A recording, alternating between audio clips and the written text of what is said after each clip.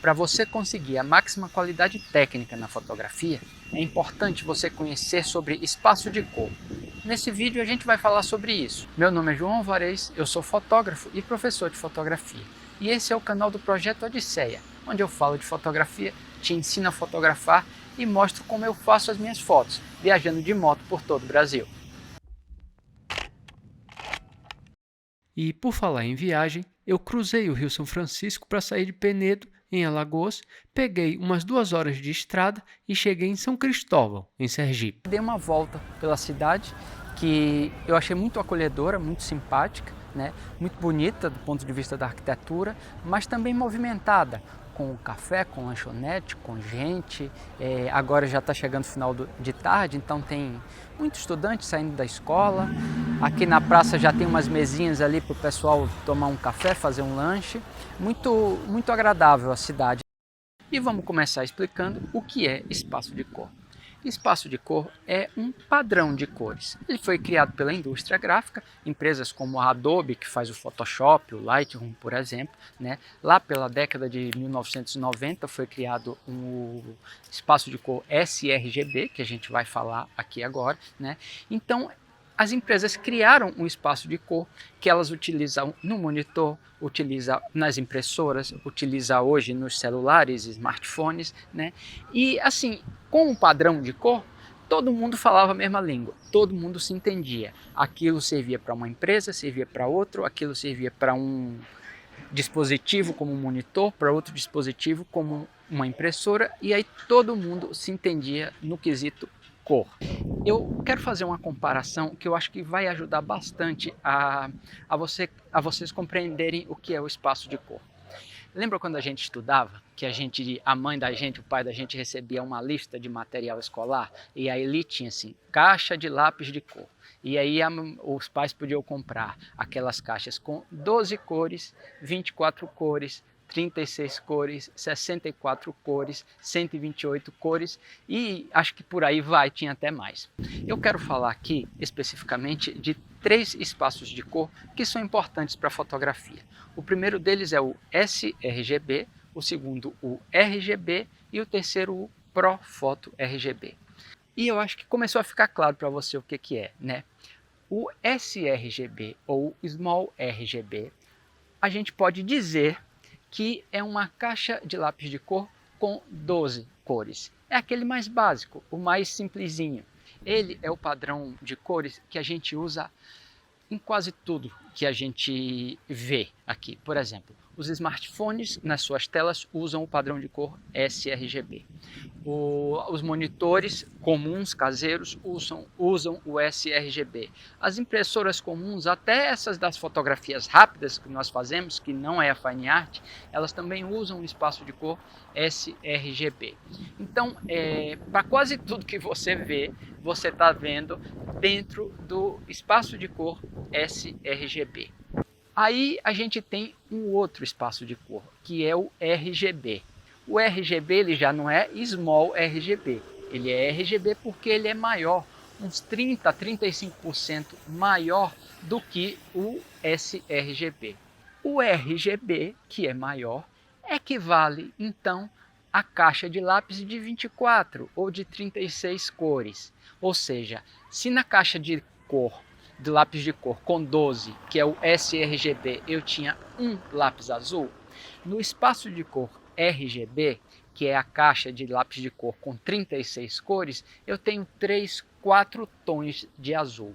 Então, esse espaço, que é a caixa de lápis, ele é maior, ele é mais rico, ele tem mais tonalidades, ele tem mais matizes de uma mesma cor. E aí a gente já começa a imaginar, né, a diferença que isso dá nas nossas fotografias. E eu não falei que os espaços de cor eles são usados nos monitores, por exemplo. Eles também são usados nos programas de tratamento de imagem, como Lightroom ou Capture One.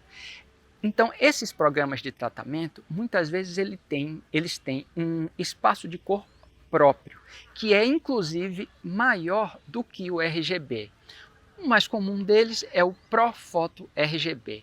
O Profoto RGB equivale a uma caixa de lápis de cor de 200 e tantas cores. É o super profissional. Isso quer dizer o que na prática? Isso quer dizer que, se eu estiver utilizando um monitor profissional de fotografia que tenha um espaço de cor grande como um RGB e eu estiver utilizando um programa de tratamento de imagem profissional que tem um espaço de cor interno do programa, também um RGB ou um Profoto RGB, isso significa que eu posso ver uma quantidade de cores e numa gradação de cores muito refinada, muito fina, com muito mais riqueza de detalhes do que se eu estivesse trabalhando num monitor desses comuns caseiros que só me apresenta o espaço sRGB.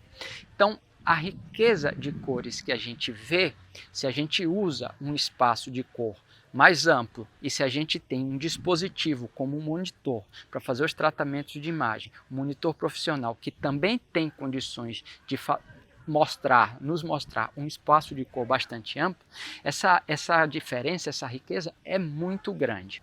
Uma observação. Ah, mas eu não gosto de fotografia de cor, eu trabalho com preto e branco. Bem, preto e branco são as cores transformadas em preto, em branco e em uma gradação de tons de cinza. Então, sim, que um espaço de cor amplo vai mostrar uma gradação de tons de cinza maior. E já que estamos falando de cor, eu quero lhe dar a indicação de um vídeo que eu tenho aqui no canal sobre filtro polarizador. Isso não tem nada a ver com espaço de cor. Mas o filtro polarizador é um elemento, né? É um acessório da fotografia que a gente também utiliza para melhorar as cores na imagem, né? Ele dá mais saturação, ele altera o contraste, ele tira brilho, né? Eu vou deixar o link na descrição que, como estamos falando de cor, eu acho que pode ser interessante para você assistir. Mas vamos voltar agora ao espaço de cor. E eu quero lhe falar sobre o fluxo de trabalho de um fotógrafo. Né? Porque esse fluxo ele tem várias etapas e nessas várias etapas a gente tem contato ou a gente pode escolher o espaço de cor que a gente vai trabalhar. Então, qual é a primeira vez que a gente escolhe o espaço de cor que a gente vai trabalhar? Aqui na câmera. Eu compro a minha câmera, eu pego lá de fábrica. De fábrica ela vem configurada para o sRGB, aquele espaço de cor menorzinho, e eu posso aqui nas configurações da minha câmera alterar para RGB. Ou seja, quando eu compro a câmera, que eu faço as configurações da minha câmera, as configurações iniciais da minha câmera, né, eu posso determinar o espaço de cor. Isso vale para tudo? Isso vale se você estiver trabalhando em JPEG. Se você estiver trabalhando no formato de arquivo RAW, aí o espaço de cor não interfere. Mas JPEG e RAW são formatos de arquivo. Isso é coisa para um outro vídeo. Mas saiba que o ponto inicial, onde você tem contato com o espaço de cor e você pode alterar e você deve configurar a sua câmera para o maior espaço de cor possível, é quando você compra que você faz as configurações iniciais possíveis. E qual é a minha recomendação? Configure para RGB.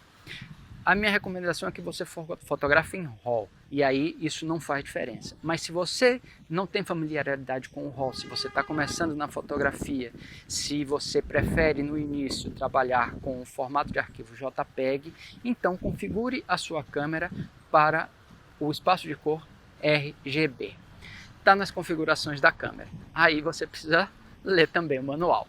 Beleza, configurei a minha câmera. Qual é o próximo passo? Eu vou fotografar. E aí eu fotografo. Vamos esquecer o arquivo RAW, vamos imaginar que a gente está trabalhando com o JPEG, o tipo de arquivo JPEG, que é onde a configuração do espaço de cor tem relevância. Então eu fiz as fotografias. Qual é o próximo passo dentro do fluxo de trabalho? É pegar essas fotografias, descarregar no computador para ver no monitor. Ok? Ok. Este monitor também tem um espaço de cor. Só que o espaço de cor do monitor você não altera, ele vem de fábrica. Os monitores mais simples, os monitores caseiros, eles têm um espaço de cor equivalente ao sRGB. Então, ele é menorzinho.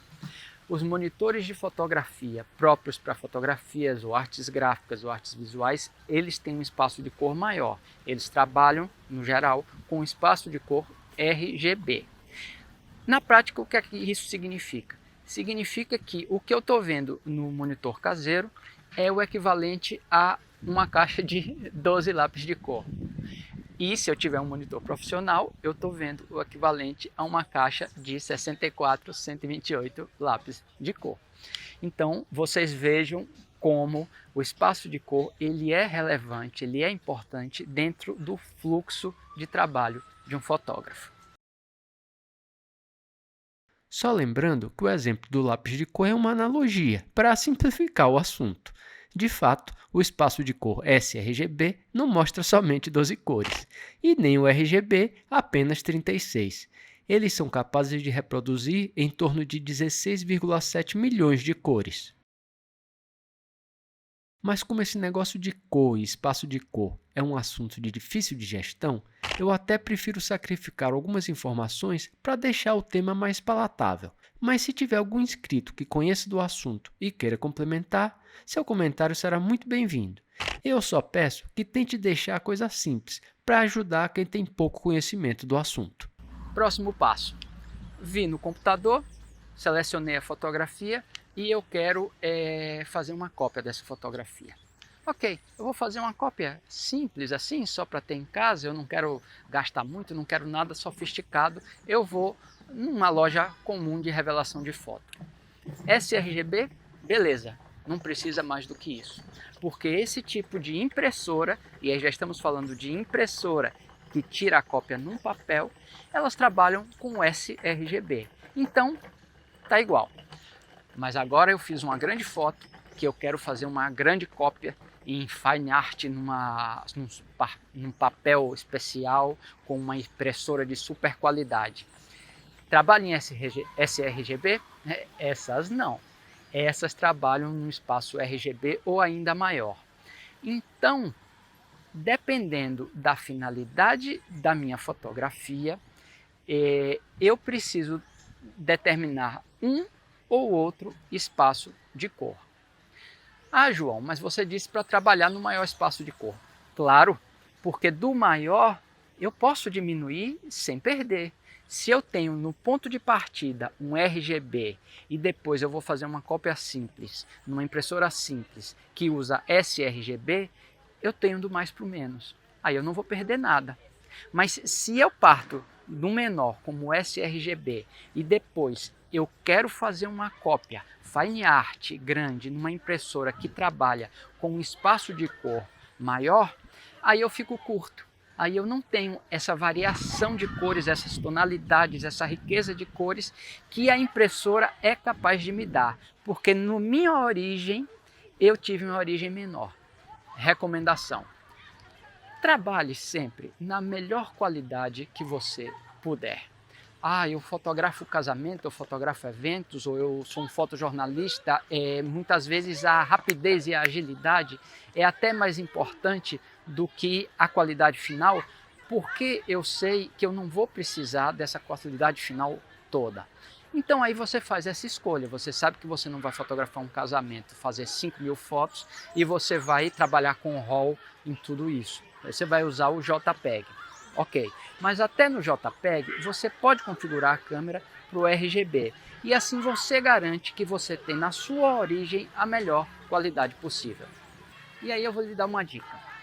Se você busca o máximo de qualidade na fotografia, você trabalhe no formato RAW. Se você quer conhecer mais sobre isso, tem curiosidade, quer conhecer para poder trabalhar no formato RAW, coloque aqui nos comentários que eu posso fazer um vídeo sobre isso. Agora, se por alguma razão você não vai trabalhar no formato RAW, você vai usar o formato JPEG, onde a configuração do espaço de cor é importante, trabalhe no RGB. Trabalhe partindo do máximo de qualidade que a câmera pode lhe dar. E é isso aí. Eu espero que esse vídeo tenha sido útil para você e que você tenha conhecido mais sobre os espaços de cor. Eu tento apresentar as coisas de uma maneira mais leve, sem me deter muito assim nas partes técnicas do assunto. É mais para lhe dar o conhecimento para que você possa desenvolver desde o ponto de vista do fotógrafo e da linguagem fotográfica. E se você ficou com dúvidas, coloque aqui nos comentários. E quer saber sobre o formato RAW, coloque nos comentários. Se tem algum assunto que você tem curiosidade, tem dúvidas sobre fotografia, também coloque nos comentários que eu posso tentar fazer um vídeo sobre isso. Agora eu vou fotografar. E tchau, porque por hoje o expediente está encerrado.